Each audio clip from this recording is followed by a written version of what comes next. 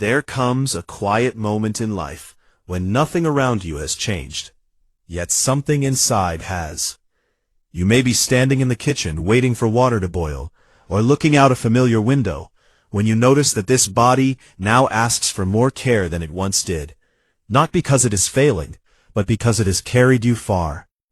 Our culture tells us aging is something to resist, to hide, or to fix. But Buddhist wisdom offers a different understanding. Aging is not a mistake. It is endurance. It is experience. It is a call to meet yourself with deeper kindness. In this video, we'll explore 7 gentle habits that help you care for yourself in later life with dignity, calm, and quiet strength. Stay with me, listen slowly, and if this reflection speaks to you, consider subscribing so these teachings can reach others who may need them too. Number 1. Body kindness, listening instead of judging. Many people wake up in later life and immediately feel disappointment toward their bodies.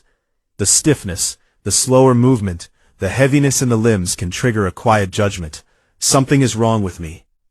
But in Buddhist wisdom, the body is not failing, it is communicating. This body has carried you through decades of living, through work and love, grief and joy, effort and endurance. When it now asks for gentleness, it is not a sign of decline, it is a sign of wisdom. The body is asking to be met differently. The Buddha taught that the body is the first foundation of mindfulness, not something to push, fix, or ignore, but something to listen to. In later life, the body becomes a teacher. It teaches patience, humility, and care in ways youth never could. Begin each morning with a pause. Before reaching for your phone or rushing out of bed, lie still for a moment. Feel the breath entering and leaving the body. Notice that you are here, that you have arrived in a new day. While still in bed, stretch gently. Reach your arms overhead. Roll your ankles. Draw one knee toward the chest, then the other.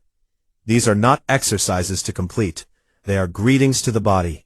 When you are ready, sit on the edge of the bed with your feet resting on the floor. Take a few slow breaths here.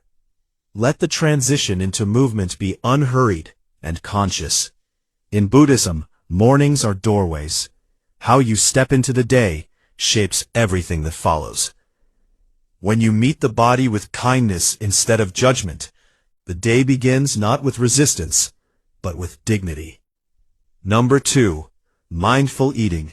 Nourishment, a self-respect. As the years pass, eating often becomes quieter and sometimes emptier. Meals are rushed, taken while standing at the counter, watching television, or eaten alone without much thought. Food that once brought comfort now feels mechanical, dull, or heavy. Over time, this doesn't just affect digestion. It quietly affects how we care for ourselves.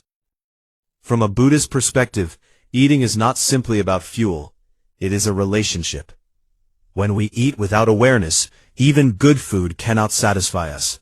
But when we meet food with presence, nourishment returns, not only to the body, but to the heart. In Zen traditions, meals are treated as a form of meditation, not because the food is special, but because attention is. You don't need a monastery to practice this. You only need a pause. Before eating, stop for a moment. Look at the food in front of you. Notice its color, its warmth, its simplicity. Take 3 slow breaths.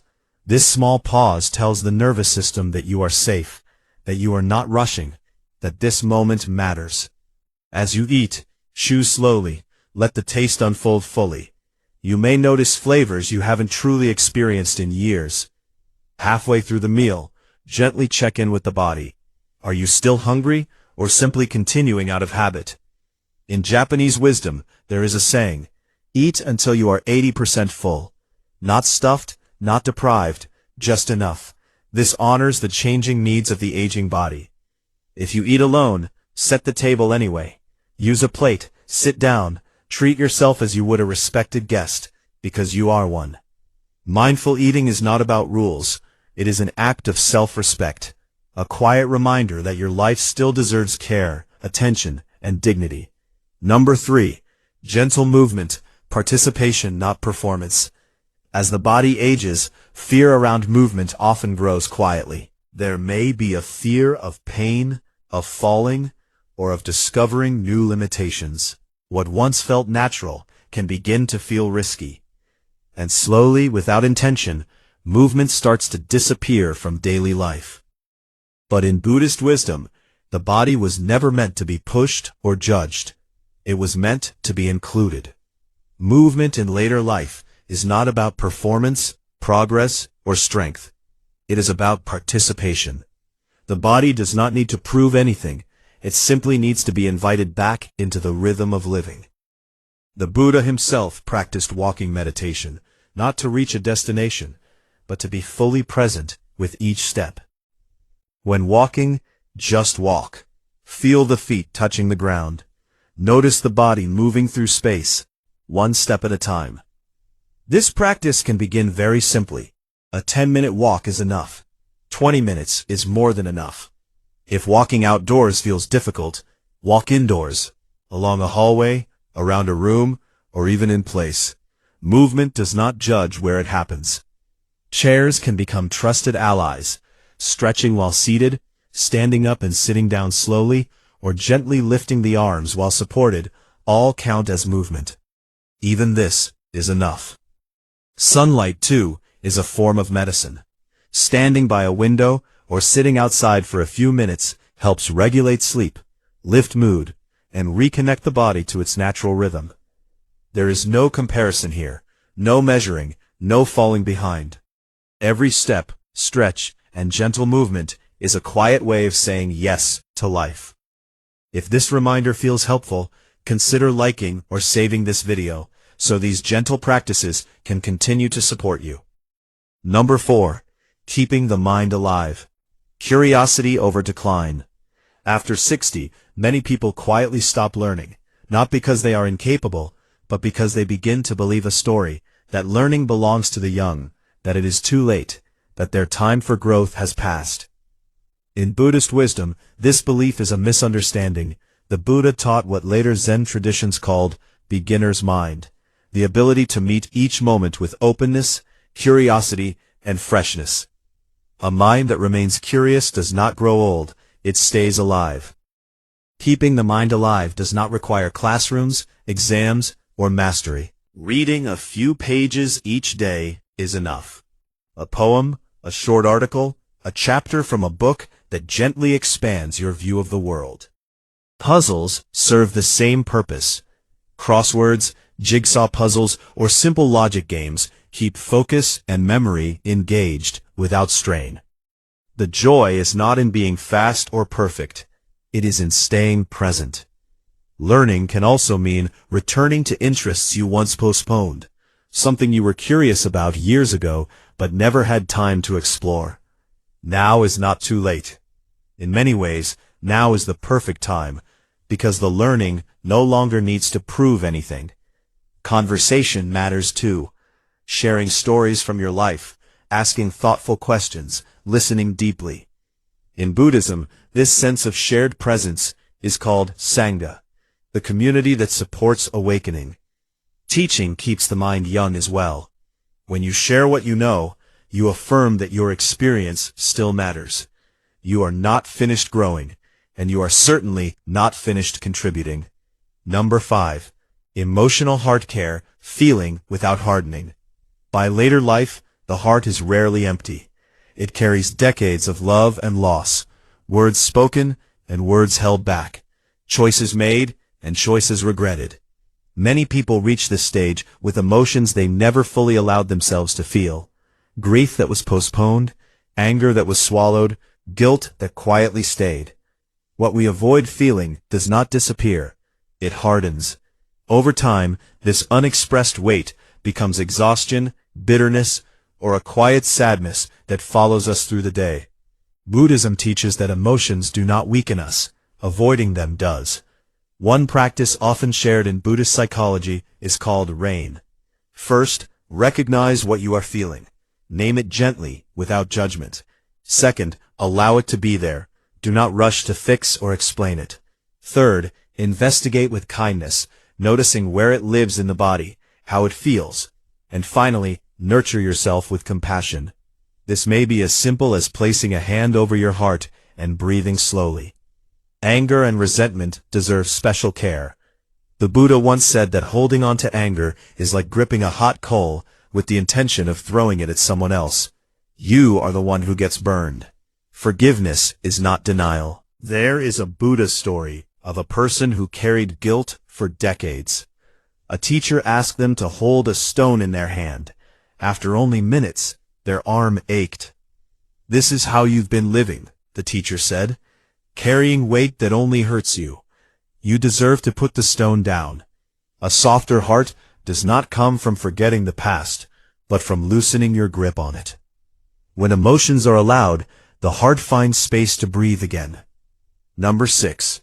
Sacred rest. Sleep as trust.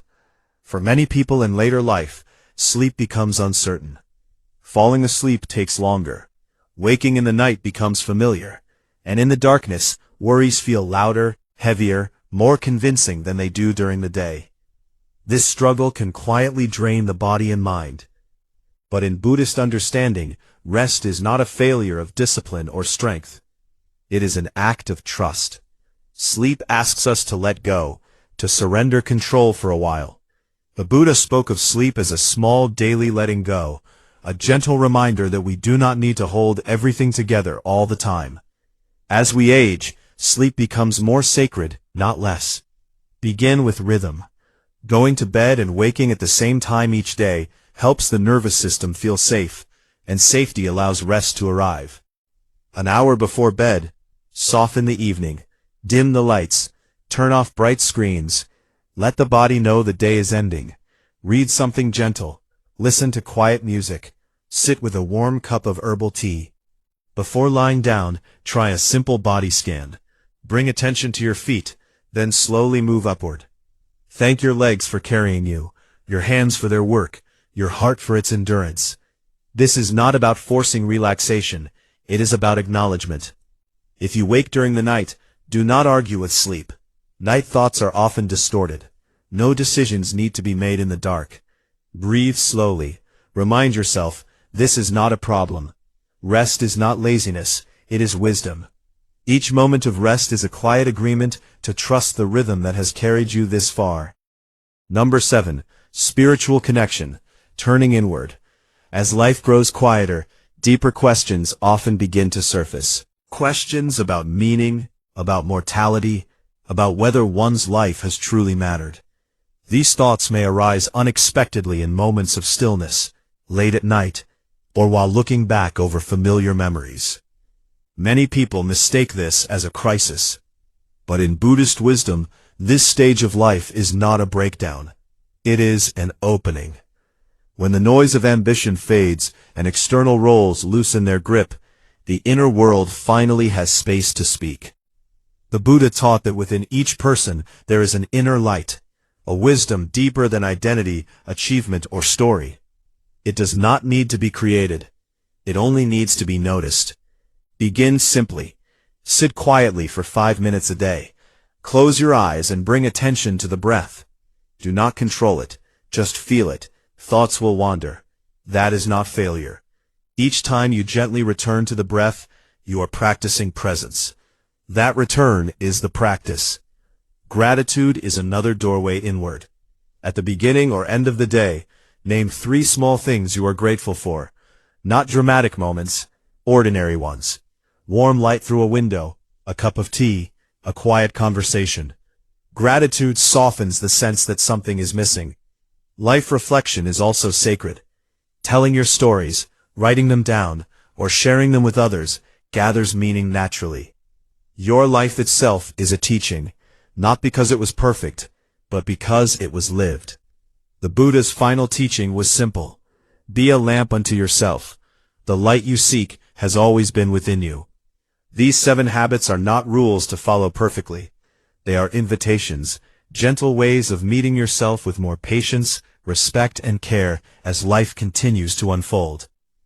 Caring for your body, your mind, your heart, and your spirit is not something you earn by being productive or useful. It is not a reward for doing life right. It is something you deserve simply because you are alive. The Buddha taught, that it is never too late to begin again. Every breath is a new beginning.